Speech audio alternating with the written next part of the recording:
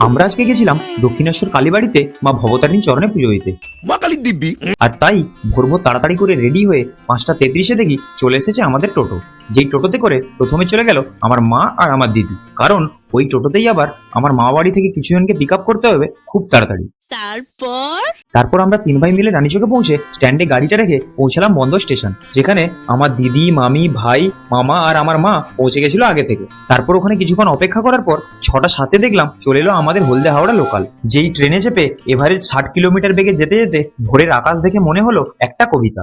বলো বাবাজি। সূর্যের সোনালী আলোয় পূর্ণ হচ্ছে দিগন্ত দিনের সূচনা, সূর্যের সোনালী আলোয় পূর্ণ হচ্ছে দিগন্ত দিনের সূচনা। আছে তো এই জীবনে অনেক দুঃখ কষ্ট, আর এই সমস্ত কিছু নিয়েই আমাদের জীবন অনেক আনন্দে ভরা। নিঃসন্দেহে তুই ঠিক কথা বলেছিস। তারপর সোজা সাঁতরাগাছি পৌঁছে ওখান থেকে ক্যাব বুক করে NH-12 এর রাস্তা ধরে দক্ষিণেশ্বর কালীবাড়ি পৌঁছে প্রথমেই চলে গেছিলাম হুগলি নদীর তীরে। আর আমরা আজকে বৃহস্পতিবার এসেছি, কিন্তু তাও দেখছি মোটামুটি অনেকটাই ভিড় রয়েছে। আর ওই যে দূরে দেখা যাচ্ছে ওটা হচ্ছে বিবেকানন্দ সেতু। আমরা যতক্ষণ এই হুগলি নদীর তীরে কিছুক্ষণ সময় কাটাই, তোমরা ততক্ষণে কমেন্ট এসে বলে যাও আমার এই ভিডিওটা তোমরা কোথায় কোথায় থেকে দেখছো এবং এই দক্ষিণেশ্বর মায়ের মন্দিরের আশেপাশে কাদের কাদের বাড়ি। আমার আগের ভিডিওতে যারা কমেন্ট করেছিলে, ইনস্টাগ্রামে গেওয়াখালী থেকে সাথী, নন্দকুমার থেকে জানা শ্যামাশ্রী, খঞ্চি থেকে দীপাঞ্জন মিশ্র এবং ফেসবুকে ভবানীপুর মিলন থেকে লোপামুদ্রা দাস, হলদিয়া থেকে সুপ্রভাত ধারা, গেওয়াডাব থেকে মহিমা মণ্ডল, দুর্গাচক থেকে টুসু রানী, তোমাদের সবাইকে জানাই আমার তরফ থেকে অনেক অনেক ভালোবাসা।